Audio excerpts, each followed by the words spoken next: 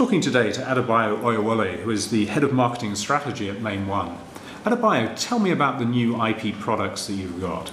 Well, the new IP products, we have the Global Internet Access and Global IP Transit products, which we launched in August. The IP NGN platform, Next Generation Network Platform, was developed in collaboration with Cisco.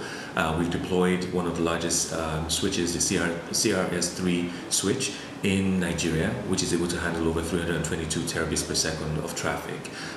We are basically focused on delivering service to the enterprise market, either directly or through some of our partners who are already signed up. And the point of the platform is that you can sell increments that are much smaller. Yes, we're able to sell increments in smaller capacity. So 10 meg is basically the lowest that we will go, and we're able to sell that to the enterprise market and to the small and medium-based enterprises. And that's the bit that you're focusing on? Yes, we're focused on that right now. We also continue to focus on wholesale broadband services to the telco operators and service providers.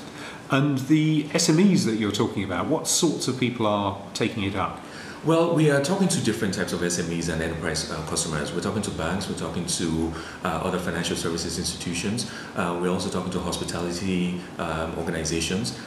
We've had a couple of educational institutions who have also requested or made inquiries about service. So we are not limiting what we're able to sell to a particular institution. We're basically looking at inquiries from different people. And for those institutions that we're not able to provide service to, we're able to deliver service through the Partner Advantage program, our partners who are already signed up to that program. And in terms of pricing, what's happened to the prices in the market? Well, the pricing in the market has decreased significantly since Main One came into the market, and we have other cables coming into the market now. You will notice that over the last 15 months, the price of wholesale broadband has decreased by about 75%. We expect that there will continue to be some price pressure, especially when other cables come into the market next year. But that's been a significant decrease, which has also been passed on in some part to customers and end users who are buying capacity. What's happened to your plans for other landing stations? Because you've got branching units in several places and those haven't been activated yet.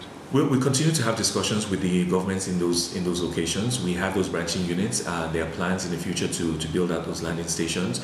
So we continue to do the business development activity that is necessary to be able to get that done. But what we have also done is to ensure that we're able to provide service in most countries in Africa, not just West Africa.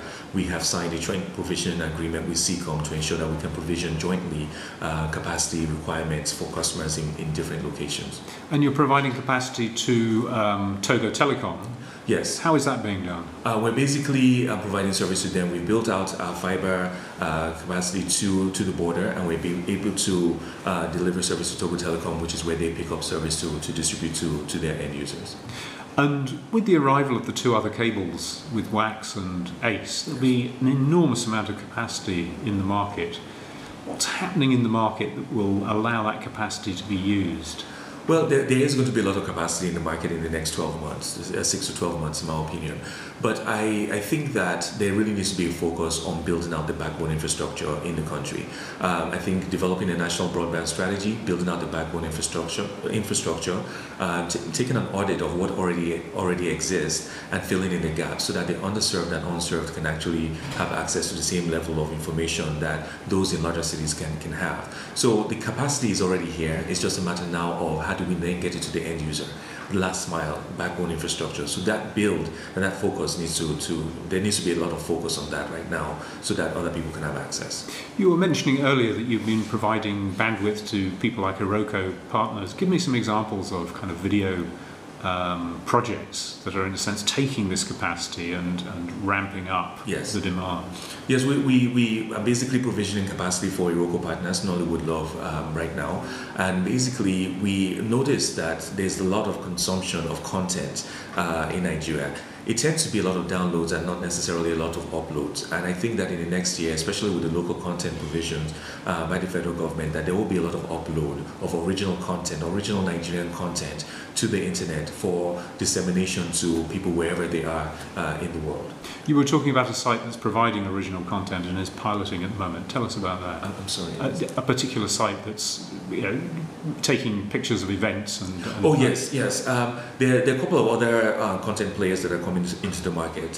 Fusion Me TV is another company that is basically focused on creating original content. They have an animated series that they've basically developed, and they're also developing other types of original content. They tend to also go to events, film these events, edit them, and upload them to their website. HiBuzz is another organization that is basically focused on the upload of content.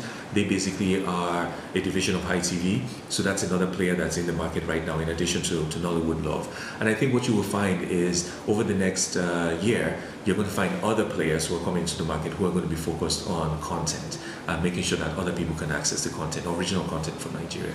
And you're in discussions with a carrier, aren't you, to provide local caching of international content? Yes, I mean, this basically what we're doing this for is for several reasons. One is that it will improve latency. Another reason is that it improves the timeliness of the transaction. When people make a web inquiry, it improves the timeliness of getting that web inquiry response. So we're basically talking to a few carriers about doing that, and we hope to be able to conclude that before the end of the year. And finally, you also concluded an agreement with somebody to offer an MPLS network. Yes. We've been in discussions right now with a large carrier. We're going to launch an IP MPLS product within the next month. This will also allow us to be able to create virtual private networks, not only between Nigeria and Ghana, but also between Nigerian multinational organizations that also need to have network connectivity with their other locations that are located in disparate locations. So both within the continent and across the world, as it were. Exactly. Yeah. Exactly. Adebayo, thanks for talking to me today. Thank you very much, Russell.